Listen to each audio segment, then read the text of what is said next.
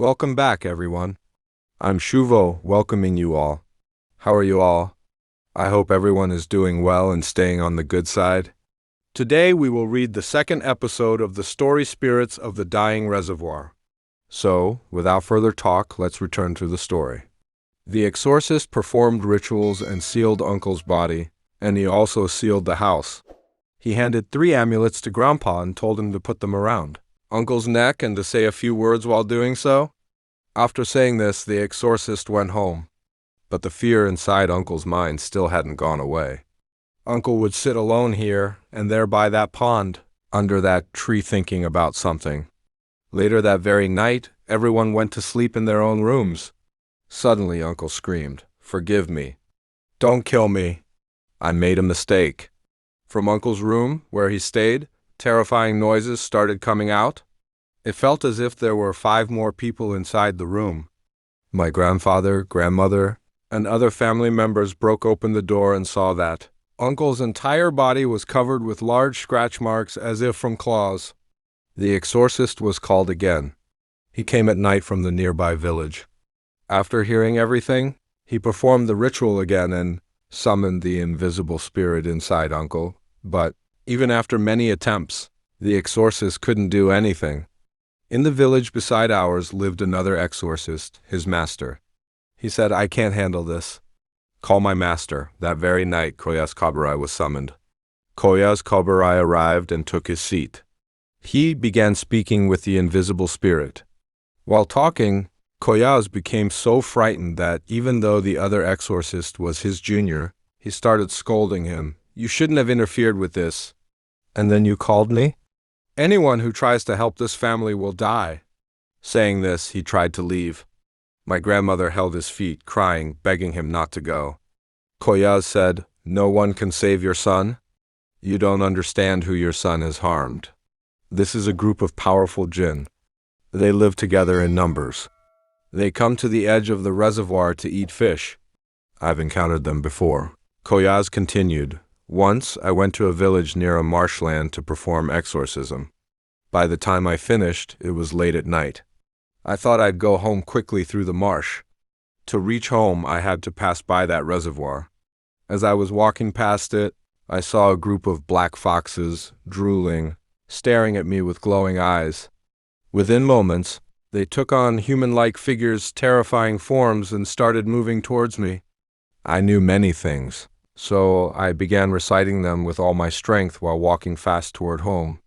Those figures followed me. Whenever I traveled to another village for exorcism, I always kept my house spiritually sealed. I ran inside my home, and those figures couldn't enter. I saw them dissolve into the air. That group was a dangerous clan of jinn.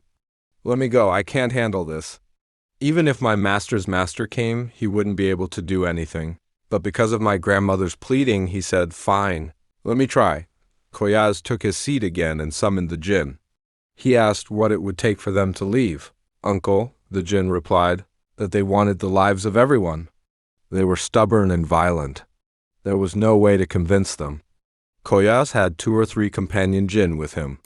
With their help, he realized that the jinn from the reservoir were extremely powerful and shouldn't be fought.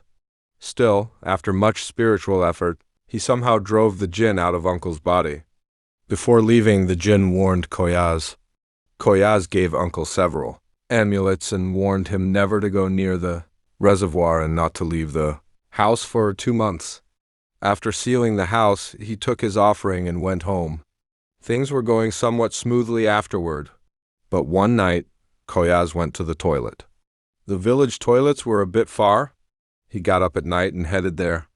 On the way, he saw something strange. The bamboo grove near his house was bent completely to the ground. He knew what this meant. Feeling heavy and terrified, he ran back into the house. He woke up his wife. Looking through the gaps of the bamboo fence, he saw foxes roaming near the bamboo grove, their eyes glowing like flames. Reciting prayers, he somehow fell asleep. The next day was market day in our village. That evening, Koyas bought a pangash fish from the market and headed home. Near his house, beside a cane grove and a bamboo grove, he suddenly felt the fish getting lighter. When he looked at his hand, he saw that several black, Horrifying creatures had eaten the entire fish, only the head remained in his hand. Terrified, Koyaz ran home. As his wife and son came running, and he began describing what happened before he could even finish, Koyaz Kobarai left the world. The house filled with cries. After the funeral and burial, everyone returned home. The next morning, my uncle was sitting upright by a pond near our house. Suddenly, an invisible force pushed him into the water and started drowning him. Since the pond was next to our house, my grandfather was home. Hearing the sound of destruction from inside the house, he rushed towards the pond and saw Uncle drowning.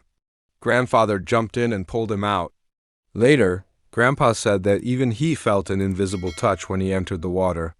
After that, Uncle began showing signs of madness. This incident took place 25 years ago. My grandmother cried for her son for almost 25 years. Anyway, that was the story. If you liked it, please share it, ***.